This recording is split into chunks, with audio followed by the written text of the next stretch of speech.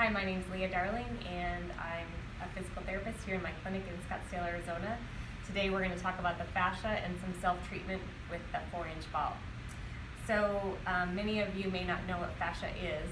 Fascia is a connective tissue that basically starts at the top of our head, runs down our body without interruption to the base of our feet, unless it's been cut surgically. So say this is your fascia, it's a piece of gauze, and you fall down the steps and you land on your right knee or your right quad. So what that does is it creates a fascial restriction in the tissue. And those fascial restrictions can create pain, limited range of motion, can mimic numbness or tingling. So they actually have the compressive force of 2,000 pounds per square inch. So it's like a Clydesdale standing on your leg.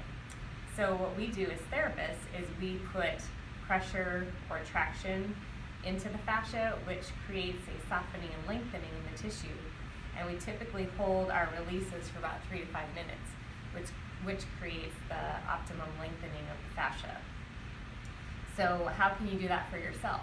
Well, the first step is to see a myofascial therapist so they can actually treat the tissue. Then the second piece is doing some self-treatment. So there's many self-treatment tools. The one that we're going to talk about today is the 4-inch ball.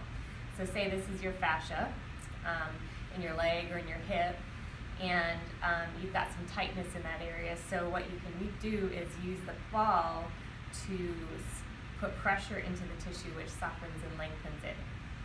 There's a little bit more science to it, but we won't go there today. So how do you do that for yourself?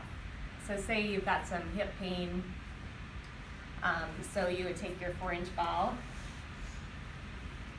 and lie on your back, and then you would put that ball in the area that feels tender, or it can be hot or feels hard, and then you find the point and then you hold that area of pressure for usually about 3 to 5 minutes.